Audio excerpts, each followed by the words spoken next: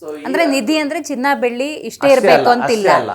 ನಮ್ಗೆ ಏನೇ ಈಗ ನಾವು ವಿಗ್ರಹಗಳ ಒಂದು ಆಧಾರದ ಮೇಲೆ, ಕೆತ್ತಿರೋ ಆಧಾರದ ಮೇಲೆ, ಮೈ ಮೇಲಿರೋ ಒಡವೆಗಳ ಆಧಾರದ ಮೇಲೆ ನಾವು ಕಾಲವನ್ನು ನಿರ್ಧಾರ ಮಾಡ್ತೀವಿ. ಕಾಲ ಹೆಂಗೆ ನಿರ್ಧಾರ ಆಗುತ್ತೆ ಅಂದ್ರೆ ಆ ಕಾಲಘಟ್ಟದಲ್ಲಿ ಏನಿತ್ತು, ಆಯುಧಗಳಿರ್ಬೋದು, ಬಟ್ಟೆಗಳಿರ್ಬೋದು, ಒಡವೆಗಳಿರ್ಬೋದು, ನೋಡ್ತಿದ್ದಾಗೇನೆ ಆಮೇಲೆ ಆ ರಚನೆಗಳು.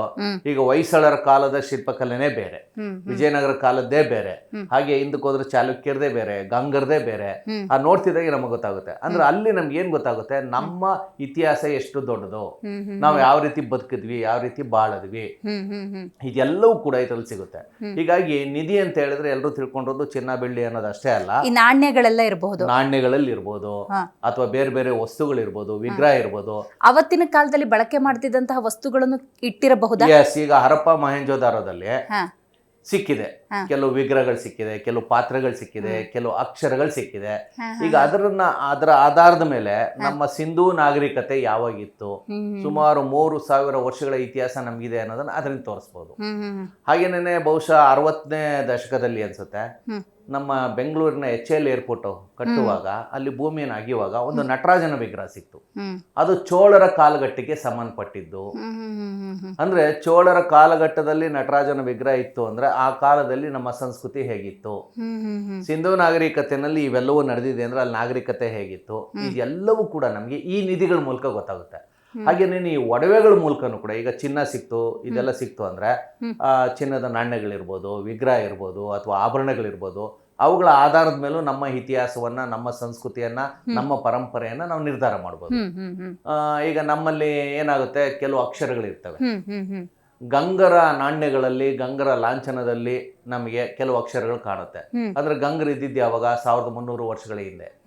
1300 ವರ್ಷದಿಂದನೇ ಕನ್ನಡ ಇಲ್ಲಿ ಆಡಳಿತ ಭಾಷೆ ಆಗಿತ್ತು ಅಂತ ನಾವು ಹೇಳ್ಬೋದು. ಹಾಗೆ ಅಶೋಕನ ಶಿಲಾಶಾಸನಗಳನ್ನ ನಾವು ನೋಡಿದ್ರೆ 2200 ವರ್ಷದ ಹಿಂದೆನೇನೆ ನಮ್ಮ ಈ ಕೊಪ್ಪಳದಲ್ಲಿ ಅಕ್ಷರಗಳನ್ನ ಬಂಡೆ ಮೇಲೆ ಕೆತ್ತಿದ್ದಾರೆ. ಆ ಬಂಡೆಯ ಮೇಲೆ ಕೆತ್ತಿದ್ದಾರೆ ಅಕ್ಷರಗಳನ್ನ, ಅದು ಒಂದು ರೀತಿಯಲ್ಲಿ ನಿಧಿನೇ. ಆ ಶಿಲಾಶಾಸನ ಏನ್ ಸಿಗುತ್ತೆ, ಬಂಡೆ ಶಾಸನ, ನಿಧಿನೇ. ಬಂಡೆ ಮೇಲೆ ಅಕ್ಷರಗಳನ್ನ ಕೆತ್ತಿದ್ದಾರೆ ಅಂದ್ರೆ ಯಾವ್ದ್ರಿಂದ ಕೆತ್ತಕ್ ಸಾಧ್ಯ? ಕಬ್ಬಿಣದ ಉಳಿ ಸುತ್ತಿಯಿಂದ ಕೆತ್ತೋದಕ್ಕೆ ಸಾಧ್ಯ. ಅಂದ್ರೆ ಕಬ್ಬಿಣ ಇತ್ತು ಅಂದ್ರೆ ಕಬ್ಬಿಣವನ್ನ ಉಳಿ ಮಾಡಿದ್ರು ಅಂದ್ರೆ ಅದನ್ನ ಒಂದು ಲೇಖನಿ ತರ ಮಾಡಿದ್ರು, ಅದನ್ನ ಒಡೆಯೋದಕ್ಕೆ ಸುತ್ತಿಗೆ ಮಾಡಿದ್ರು ಅಂದ್ರೆ ಅಲ್ಲಿ ಕೈಗಾರಿಕೆ ಇತ್ತು ಅಂತ ಲೆಕ್ಕ. ಅದ್ಭುತ ಲಿಂಕ್ ನೋಡಿ. ಈಗ ಒಂದು ಬಂಡೆ ಮೇಲೆ ಒಂದು ಗೆರೆ ಸಿಕ್ಕಿದೆ, ಒಂದು ಅಕ್ಷರ ಸಿಕ್ಕಿದೆ ಅಂದ್ರೆ ಅದು ಯಾರೋ ಒಬ್ಬ ಕೆತ್ತಿರ್ತಾನೆ, ಅದೇನು ಉಗುರಿನಿಂದ ಪರ್ಚಕ್ಕಾಗಲ್ಲ ಅಥವಾ ಕೆರಿಯಕ್ಕಾಗಲ್ಲ. ಒಂದು ಕಬ್ಬಿಣದ ಉಳಿ ಇಂದ ತಗೊಂಡು, ಅಥವಾ ಮೊಳೆ ಅಂತ ಕರಿಯೋಣ, ಏನೋ ಒಂದು, ಅದನ್ನು ಹೊಡಿಬೇಕಾದ್ರೆ ಒಂದು ಸುತ್ತಿಗೆ ಮಾಡಿರ್ತಾನೆ.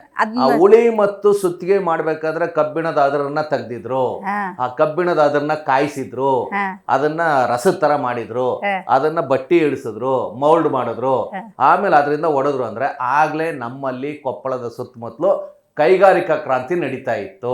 ಅದ್ಭುತ ಅದ್ಭುತ ಸರ್. ಇನ್ನೂ ಒಂದ್ ಹೆಜ್ಜೆ ಮುಂದಕ್ಕೆ ಹೋದ್ರೆ ನಮ್ಮ ಡಾಕ್ಟರ್ ಅನುರಾಧ ಮೇಡಮ್ ಅನ್ನೋರು ಇತಿಹಾಸ ತಜ್ಞೆ, ಅವರೊಂದು ಒಳ್ಳೆ ಸೊಗಸಾದಂತ ವಿಷಯವನ್ನ ಹೇಳಿದ್ದಾರೆ. ರಾಮಾಯಣ ಕಾಲಘಟ್ಟದಲ್ಲಿ ರಾಮ ಕಿಷ್ಕಿಂಧೆಗೆ ಬರ್ತಾನೆ. ಆ ವನವಾಸಕ್ಕೆ ಬಂದಾಗ ಕಿಷ್ಕಿಂಧೆನಲ್ಲಿ ಅವನು ವಾಲಿ ಸುಗ್ರೀವರ ಜಗಳನ್ನ ಬಿಡಿಸೋದಕ್ಕೆ ಹೋದಾಗ, ಅಥವಾ ಇಬ್ಬರದ್ದು ಇದು ಮಾಡಕ್ ಹೋದಾಗ, ಸುಗ್ರೀವನಿಗೆ ಇವನ್ ಶಕ್ತಿಯನ್ನ ಪ್ರದರ್ಶನ ಮಾಡ್ಬೇಕಾಗುತ್ತೆ. ಯಾರ್ದು? ರಾಮಂದು. ರಾಮ 7 ಮರಗಳು, ವೃಕ್ಷಗಳಿದೆಯಲ್ಲ, ಒಂದು ಬಾಣದಿಂದ ಅದನ್ನ ಛೇದಿಸ್ದ ಅಂತ ಬರುತ್ತೆ. ಒಂದು ಬಾಣ ಬಿಟ್ರೆ 7 ಮರಗಳನ್ನ ಸೀಳ್ಕೊಂಡು ಅದು ಹೋಯ್ತು ಅಂತ ಹೇಳಿದ್ರೆ, ಆ ಬಾಣದ ತುದಿ ಯಾವ್ದಾಗಿತ್ತು? ಕಬ್ಬಿಣ ಆಗಿತ್ತು. ಆ ಕಬ್ಬಿಣ ಎಲ್ಲಿ ಸಿಕ್ತಿತ್ತು ಅಂದ್ರೆ ಈ ನಮ್ಮ ಕೊಪ್ಪಳದ ಪ್ರಾಂತ್ಯ ಇದೆಯಲ್ಲ, ದಂಡಕಾರಣ್ಯ ಅಂತ ನಾವೇನ್ ಕರಿತೀವಿ, ಇವತ್ತಿನ ಬಳ್ಳಾರಿ, ಕೊಪ್ಪಳ, ಈ ಪ್ರಾಂತ್ಯ, ಇಲ್ಲೇ ಸಿಗ್ತಾ ಇತ್ತು. ಅಂದ್ರೆ ಆಮೇಲೆ ಅಲ್ಲಿ ಆ ಬಾಣವನ್ನ ತಯಾರು ಮಾಡುವಂತ ಕಾರ್ಖಾನೆನೂ ಇತ್ತು ಅಂತಾನೆ ಲೆಕ್ಕ. ಅಂದ್ರೆ ರಾಮಾಯಣ ಕಾಲಘಟ್ಟದಲ್ಲಿ ನಮ್ಮಲ್ಲಿ ಕಬ್ಬಿಣದ ಕಾರ್ಖಾನೆ ಇತ್ತು. ಹಾಗೇನೆ ನಾವು ಮಲೆ ಮಾದೇಶ್ವರನ ಕಾವ್ಯವನ್ನ ನಾವು ಅಧ್ಯಯನ ಮಾಡಿದ್ರೆ ಕಬ್ಬಿಣಕ್ಕೋಸ್ಕರ ಮಾದೇಶ್ವರ ಹಲಗೂರಿಗೆ ಬಂದ ಅಂತ ಹೇಳ್ತಾರೆ. ಅಂದ್ರೆ ಇವೆಲ್ಲವೂ ಕೂಡ ನಿಧಿಯ ವ್ಯಾಪ್ತಿಗೆ ಬರುವಂತಹದ್ದು. ಅಲ್ಲೇನೋ ಒಂದು ಕಬ್ಬಿಣದ ತುಂಡು ಸಿಕ್ಕಿದ್ರೆ, ಒಂದು ಚಿನ್ನ ಸಿಕ್ಕಿದ್ರೆ, ಮತ್ತೊಂದು ಸಿಕ್ಕಿದ್ರೆ, ಅಲ್ಲೊಂದು ಕುಲುಮೆ ಸಿಕ್ಕಿದ್ರೆ, ಅಥವಾ ಅಲ್ಲಿ ಒಡವೆಗಳು ಸಿಕ್ತು ಅಂತ ಇಟ್ಕೊಳ್ಳಿ. ಈಗ ಲಕ್ಕುಂಡಿಯಲ್ಲಿ ಚಿನ್ನದ ಒಡವೆಗಳು ಸಿಕ್ಕಿದೆ, ಲಕ್ಕುಂಡಿಯಲ್ಲಿ ಚಿನ್ನದ ಒಡವೆಗಳು ಸಿಕ್ಕಿದೆ ಅಂದ್ರೆ ಚಿನ್ನದ ಒಡವೆಗಳನ್ನ ಅವಾಗ ಮಾಡ್ತಾ ಇದ್ರು. ಚಿನ್ನದ ಒಡವೆಗಳನ್ನ ಯಾರು ಮಾಡ್ತಾ ಇದ್ರು? ಅಕ್ಕಸಾಲಿಗರು. ಈ ಕಾಡಿನ ಜನ ಮಾಡಕ್ ಸಾಧ್ಯ ಇಲ್ಲ, ನಾಗರಿಕತೆ ಇರೋ ಜನರು ಮಾತ್ರ ಮಾಡಕ್ ಸಾಧ್ಯ. ಅಕ್ಕಸಾಲಿಗರು ಇದ್ರು, ಅರಿವಿರ್ಬೇಕು. ಅದು ಅರಿವಿರ್ಬೇಕು ಅಂದ್ರೆ ಆ ಪ್ರಮಾಣದ ನಾಗರಿಕತೆ ಬೆಳೆದು ಬಂದಿತ್ತು. ಅದನ್ನ ಹೀಗೂ ಸರಳೀಕರಿಸ್ಬೇಕು ಅಂದ್ರೆ, ಅವನ್ SLC ಪಾಸ್ ಆಗಿದ್ದಾನೆ ಹುಡುಗ ಅಂತ ಹೇಳಿದ್ರೆ ಅವನು 9ನೇ ಕ್ಲಾಸ್ ಓದಿರ್ಬೇಕು, ಹೌದು 8ನೇ ಕ್ಲಾಸ್ ಓದಿರ್ಬೇಕು, 1ನೇ ಕ್ಲಾಸ್ ಓದಿರ್ಬೇಕು, 10 ವರ್ಷದಿಂದ ಅವನು ಓದ್ಕೊಂಡ್ ಬಂದಿರ್ಬೇಕು ಅಂತ ಅಲ್ವಾ.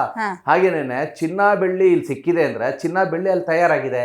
ಅದ್ ತಯಾರಾಗ್ಬೇಕಾದ್ರೆ ಅದಕ್ಕೆ ಬೇಕಾದಂತ ವಸ್ತುಗಳ ಜ್ಞಾನ ಅಲ್ಲಿತ್ತು, ಆ ಕಾರ್ಖಾನೆ ಅಲ್ಲಿತ್ತು, ಆ ಒಂದು ಜ್ಞಾನ ಇತ್ತು, ಬೋಧನೆ ಇತ್ತು, ಆ ಬೋಧನೆ ಇತ್ತು, ಅದು ತಲತಲಾಂತರದಿಂದ ವರ್ಗಾವಣೆ ಆಗಿತ್ತು. ನೋಡಿ ಈಗ ನಾವು ಚಿನ್ನ ಅಂದಿದ ತಕ್ಷಣ ಲಕ್ಕೊಂಡಿದ್ದು ಚಿನ್ನ ಸಿಕ್ಬಿಡ್ತು, ನಿಧಿ ಸಿಕ್ಬಿಡ್ತು ಅಂತೀವಿ. ಅದ್ರ ಹಿಂದೆ ಇರುವಂತ ನಾಗರಿಕತೆ ನಾಗರಿಕತೆಯ ವಿಕಸನೆ ಹೇಗಿತ್ತು ಅನ್ನೋದು ನಮ್ಗೆ ಅದ್ರ ಮೂಲಕ ಗೊತ್ತಾಗುತ್ತೆ.